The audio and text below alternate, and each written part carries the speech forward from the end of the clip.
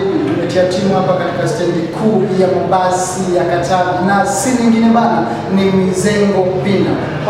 Na moja kwa moja tumekutana na mdau bana, yeye ni agent na pia ndo mwenyekiti wa stendi hii ya Mizengo Pinda. Kwa faida ya watazamaji wa channel hii, anaenda kujitambulisha kwa mambo Apesha, kwa sababu niko nani kwa faida ya mtazamaji. Naitwa Gerald Edward. Anaitwa Gerald Edward. Labda wewe ni nani katika stendi hii? Mimi nina Jovi. Kwanza ni mwenyekiti mkuu wa stendi ya Mizengo Pinda Katavi. Pili ni agent mkuu wa mabasi ya mkoa. Bana, huyu hapa ndo mwenyekiti wa stendi ya Mizengo Pinda Katavi na pia ni agent wa mabasi yanayokwenda mkoani. Kwanza hongera bana. Asante sana. Na umehudumu kwa miaka mingapi ukiwa kama agent, achilia mbali mwenyekiti? Miaka 20. Na ni ndani ya mkoa huu wa Katavi au kuanzia mikoa gani? Labda tupe historia fupi. Ni mkaji wa Katavi na nimehudumu hii kwenye swala la agent ndani ya Katavi. Kwa miaka 20. Miaka 20. Labda kwa kuanzia hapo, saizi mabadiliko ni yapi kwenye swala zima la agent kuanzia miaka hizo 20 zilizopita mpaka sasa? Mabadiliko yamebadilika sana, tena kwa manufaa mengi sana, sababu tulipohamia kwenye stendi mpya Katavi, hii stendi kuu ya Mizengo Pinda, kwanza uboreshaji, stendi iko safi, mazingira yako safi, hata kutoka nyumbani na nguo mama akapiga pasi na ujinga ile ujisiri. Kwa hiyo yote haya ni matunda ya serikali ya Chama cha Mapinduzi. Ya serikali ya Chama cha Mapinduzi, lakini ikisimamiwa na Mama Samia Suluhu Hassan. Labda kwa faida ya mtu ambaye hajawahi fika stendi hii, na wewe bila shaka umetembea mikoa mingine, unaweza ukaelezea utofauti wa stendi hii na stendi zingine uko vipi? Kwanza utofauti wa stendi, kwa kweli Mama Samia ametupendelea. Hii stendi ni kubwa, ina partition mbili, upande wa mkoani na upande wa mjini.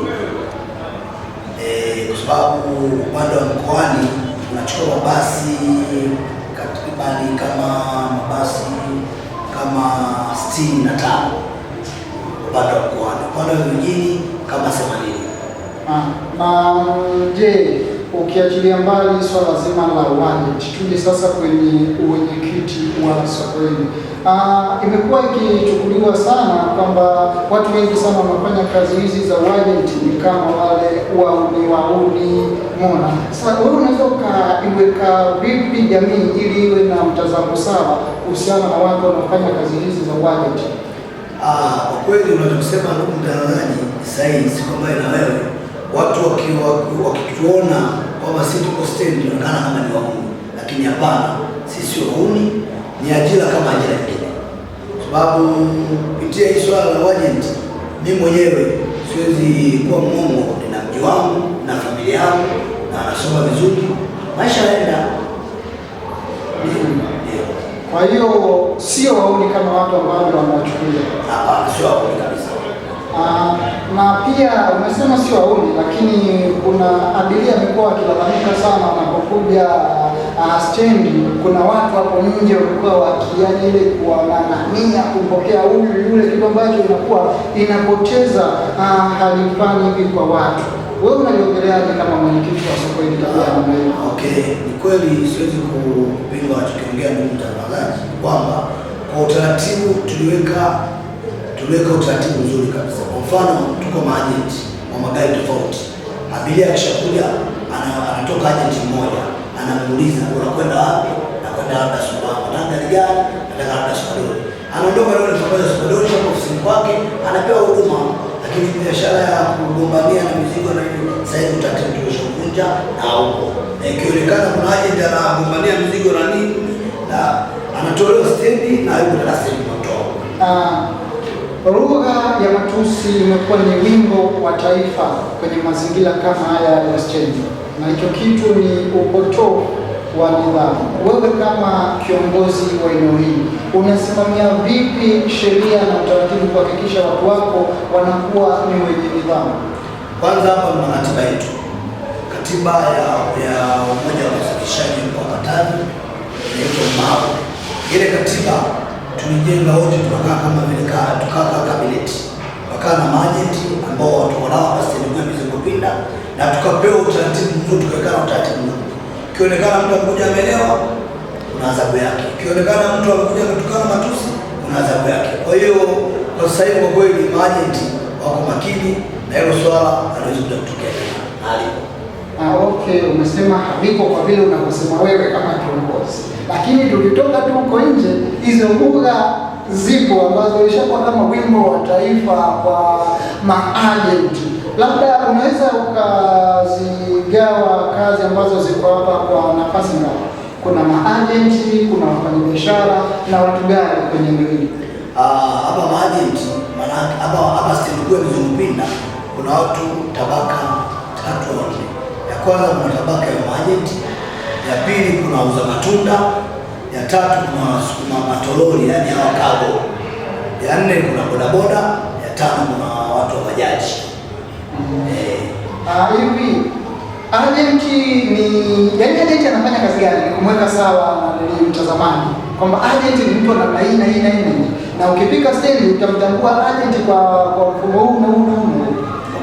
Agenti kila hapa stendi kuna kila vyumba na kila chumba ina namba, na maagenti wanafanya kazi kwenye kampuni kupitia hiyo vyumba. Mkurugenzi alitusajili kwa maagenti 5 kila chumba.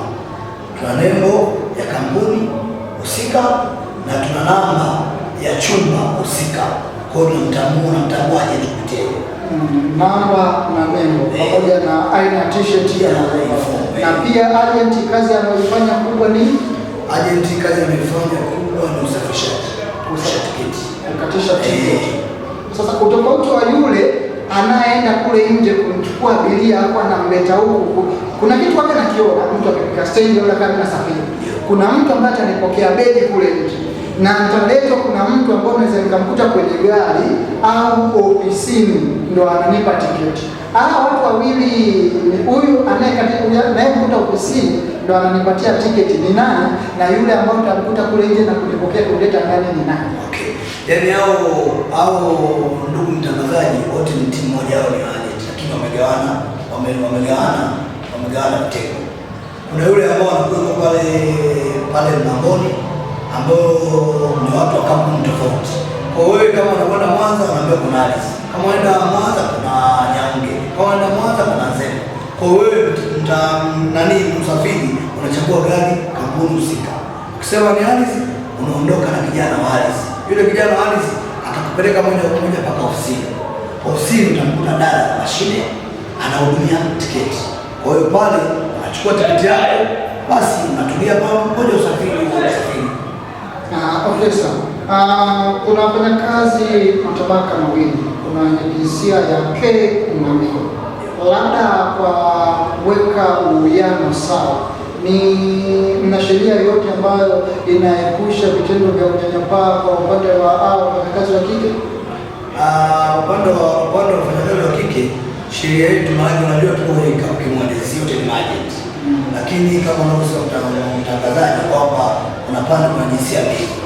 Upande wa kina dada zetu hao, kina madam wenyewe tumeweka utaratibu wao kwamba hawezi kuzunguka labda tafuta nyamba na wenyewe kazi yao. Unajua kina dada wakao ofisini wanakaa muda mrefu. Kwa hiyo tunawapa kitengo hicho. Kwanza ni watu ambao wana customer care, wana mvuto. Kwa mteja wote kama wana dada huyo atatuhudumia vizuri. Kwa hiyo tumeweka hiyo na maana na sisi inaturahisishia kwa kwanza ni watu wakae kwa muda mrefu ofisini, alafu vile ni wana customer care nzuri kuhudumia wateja wetu. Wao wenyewe tumeweka mambo wakae ofisini au kwenye gari kuhudumia wateja wetu.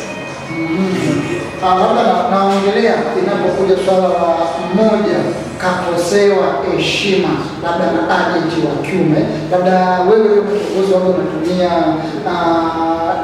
sheria gani kumwadhibu yule mtu? Okay. Kionekana kama kuna agent, kwanza cha kwanza tumeweka kwanza cha kwanza tulichoweka ni kwamba kuheshimiana.